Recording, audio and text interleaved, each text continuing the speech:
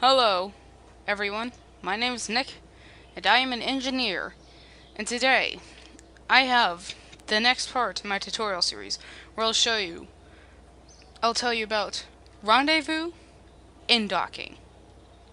So anyway, we're going to start off by heading right into the vehicle assembly building. Now, to start off this rocket, instead of using Command Pod Mark 1, we're going to be using a Mark 1-2 Command Pod. The reason why I'll show off in a second. Now, when we're docking, you can't just connect the two, just park them two together. You need something to connect them, like this Clampatron docking port. You can either use this Clampatron docking port, or this Clampatron shielded docking port. I would be using this because of something I'm going to show off in a moment. So anyway, I'm also going to be putting two Mark II R radial mounted parachutes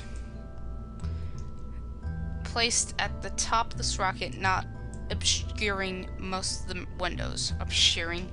I am now not speaking English.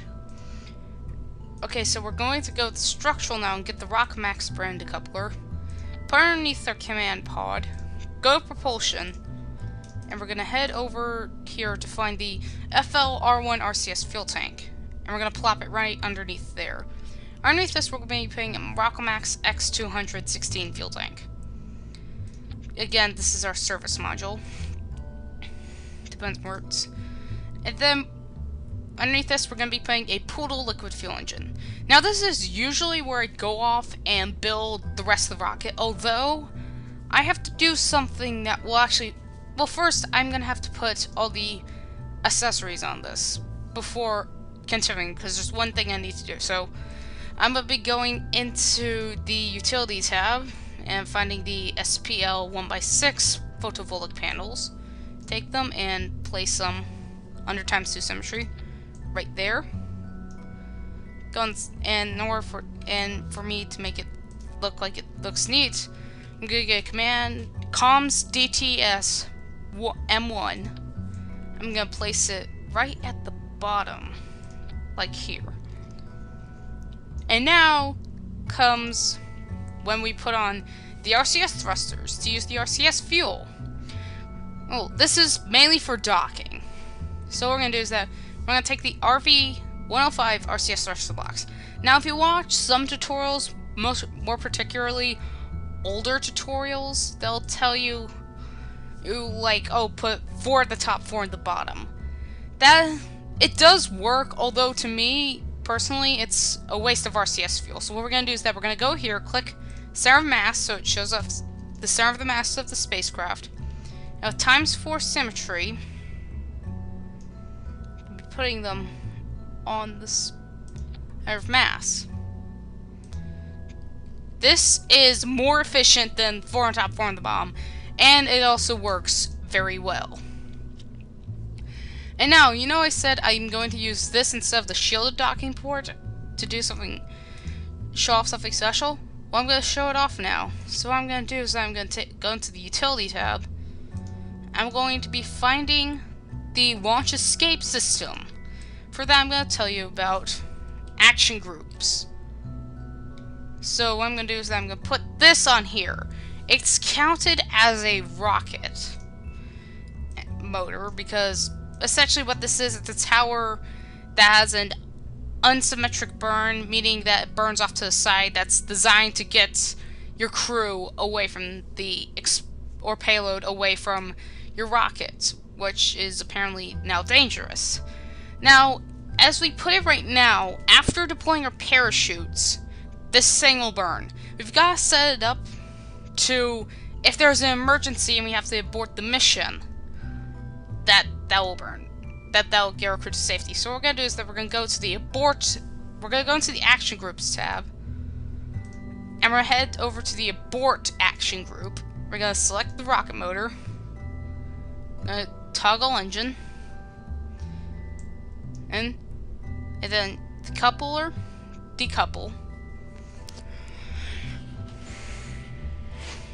Oh, and that's good. And now we're going to head over to number 1.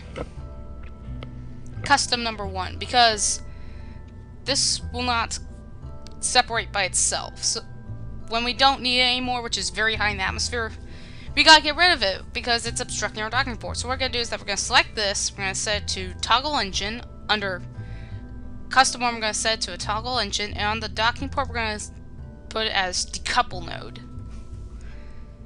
Anyway, and under custom 2, because I'm gonna be putting clicker solar panels, toggle panels. Under custom 3, click the comms dish, toggle antenna. So we don't have to right click everything.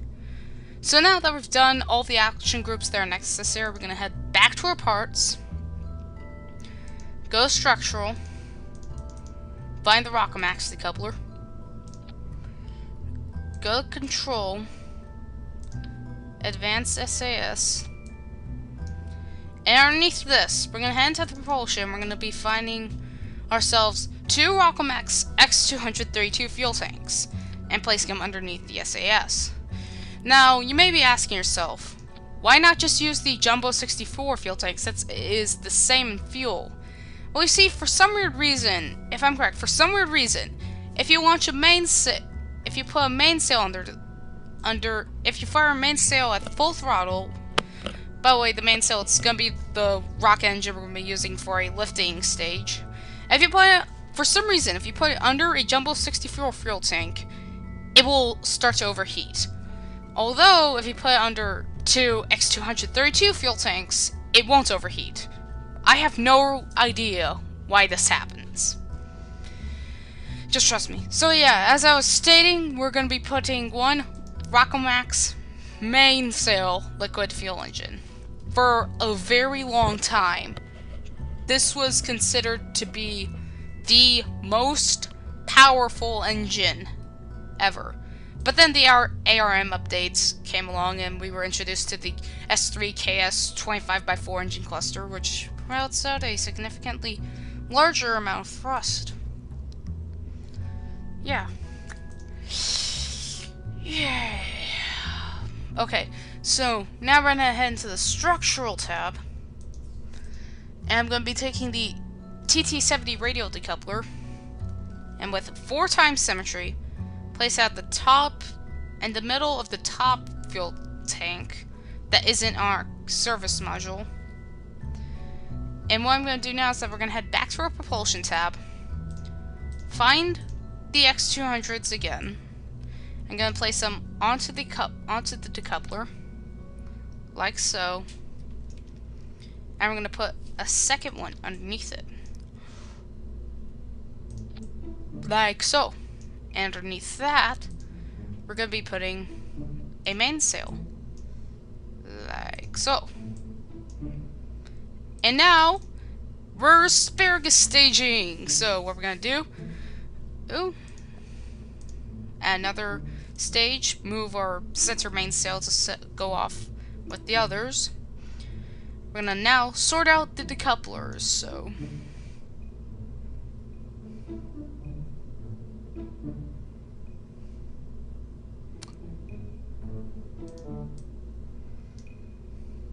yeah, so that one's on the left side, so what we're gonna do is that we gotta find this one, so these two, okay? We're gonna take a fuel line with only 1 times symmetry, connect our tanks from here to here, here to here, and repeat.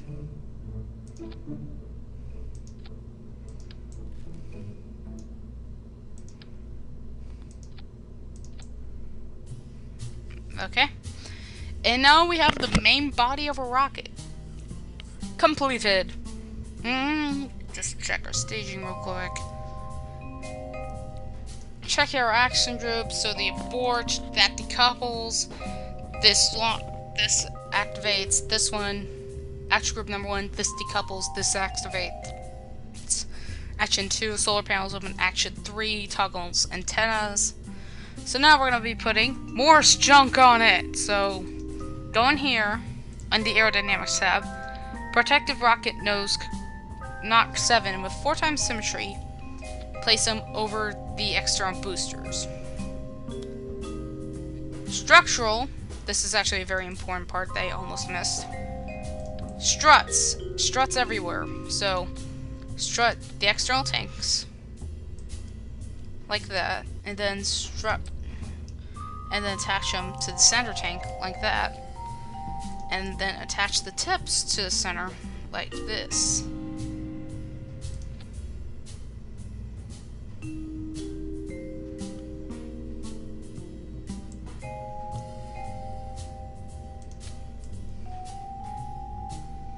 Actually looks kind of weird since it's like sort of connected to one of the nozzles, so it looks sort of weird.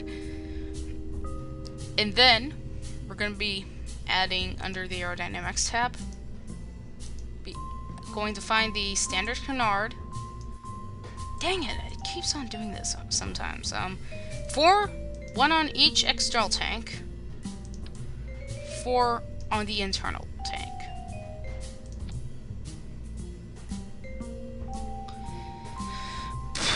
And this is your docking craft. So, with an abort maneuver. So, well, abort action group, so we're going to be calling it docking. Save that.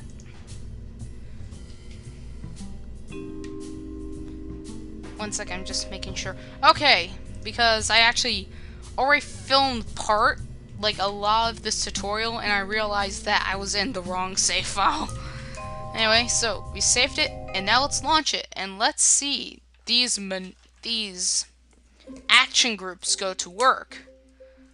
So I'm gonna take the first one, like, let's say, oh, you start launching, and then, oh no!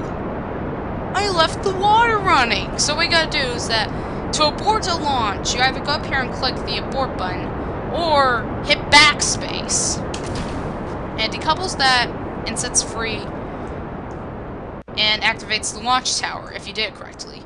If you did it correctly again, you press 1 and the launch tower decouples from your main spacecraft. And now we have the launch vehicle going upwards, and we now have ourselves going downwards. So we go through a couple stages and activate our parachutes. And now we have successfully aborted a flight. Anyway, so, but now we're going to be reverting to the launch, and I'll be flying into orbit. Well, sort of. I'll meet you part ways into orbit. So now that we're very high in the atmosphere, we can, now with SAS on, well, actually now we're in space, so now with SAS on, we're going to press 1 to get rid of our launch escape tower, since now it's useless in an abort procedure. If we had to abort now, what we'd have to do is decouple our service module from this area and fly home. Well, actually, more like we have to decouple it from the rest of the rocket. So maybe the launch escape tower isn't that useless by now. So yeah, see you in orbit. Okay, so now we are in orbit around Kerbal. Now, if you are doing this, please take your time and try your best to give yourself in as close to as a circular orbit as possible. Like a 100-kilometer orbit is a very good orbit. You have plenty of fuel to do this, and you have as much or as little power as you need. In fact, I even sometimes suggest using RCS as propellant, which if you don't know how to use RCS to go directly forward, you turn on RCS and hold H. So anyway, now all we need to do is set up another rocket and rendezvous with it. So I'll see you on the launch pad. So in order to get to the launch pad from this, we're going to go to Space Center. Not revert flight, but go to the Space Center. Click on the launch pad and select our vehicle.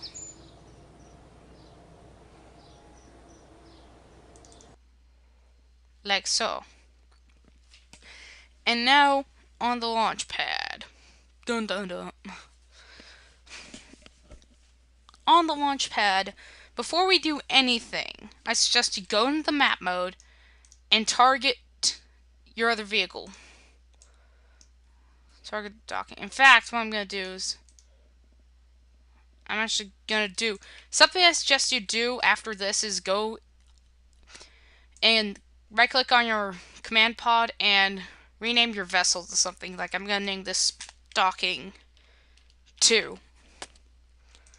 just to separate the two.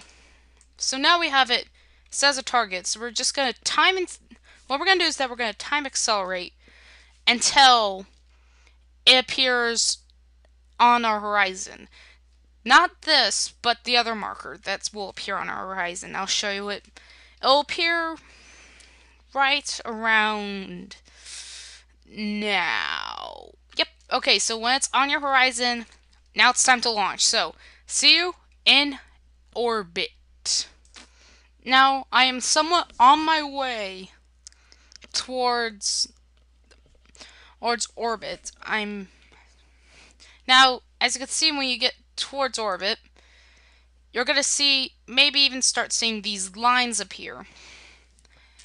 These show your intersections of your closest point of intersection. I'm actually going to check something right now. Yep, time to get rid of the escape tower. Anyway, so basically, you want to get these as close as possible because at that point we're going to be 109 kilometers apart. So we're going to have to put ourselves as close as we can. So yeah, we're going to start our maneuver and try ourselves. We're going to try to get into orbit and get ourselves as close to it as close of an alignment as possible. 71, so now we're in orbit. Separation 6.2, 3.6, 3.0. Oh.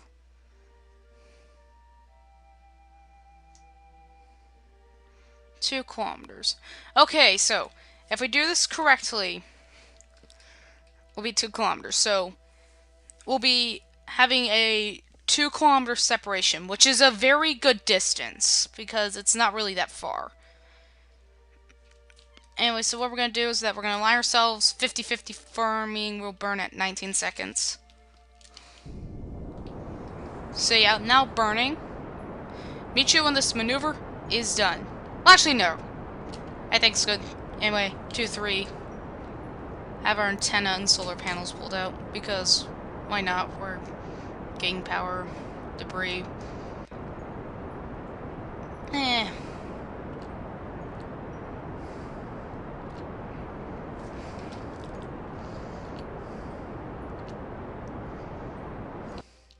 Anyway, aligning myself.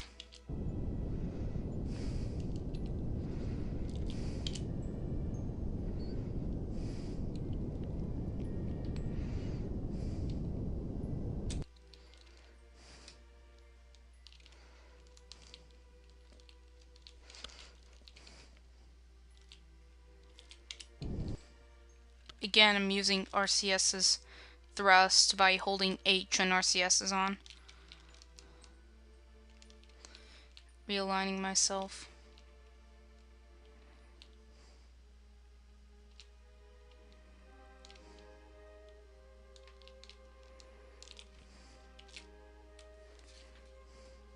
Zero meters a second. Okay, so how close to alignment we're at? 2.9. So yeah, still, it's not that bad. So what we're going to do is that we're going to time accelerate towards the area. Now, if you find yourselves, now, one of these says target position at intersect 1.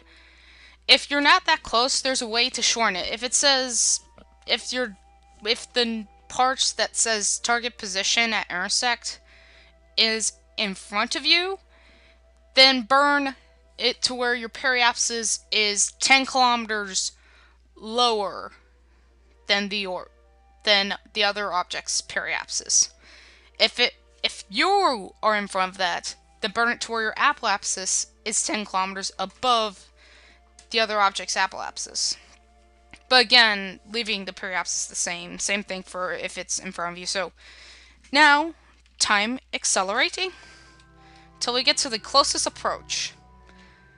And when time accelerating, you may see that it gets that our velocity meter, which is now set to orbit, will switch the target. This displays our velocity and our points on our nav ball relative to the target. And I think we can even see it. Usually right now means we can see it. So yeah, 13.3 kilometers away. 11, 10, 9, 8, 7, 6, 5, 4, 3, 6, 5. Now we're going to set it to where we're pointing towards the retrograde vector.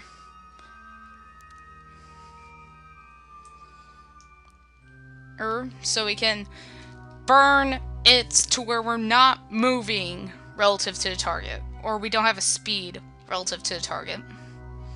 I should put in better terms. I'm just gonna let ourselves start burning. 20.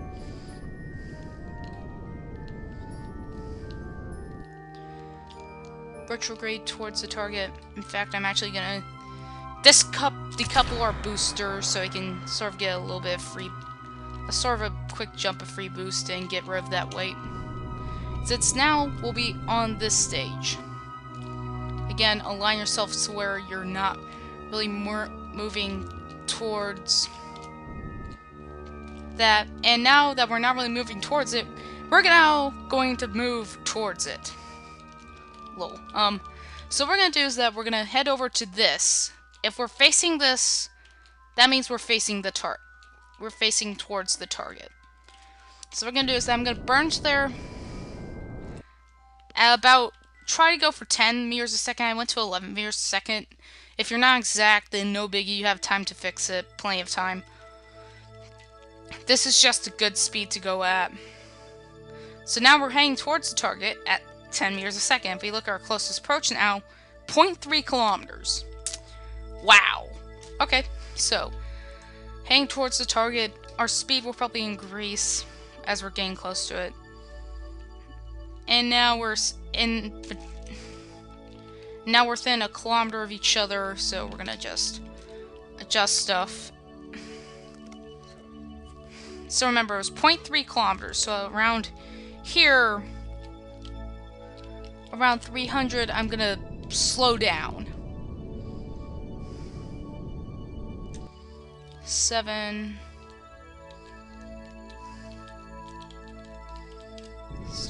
1, 0. And now, again, we're gonna move towards the target at about 10 meters a second. If we can find this node.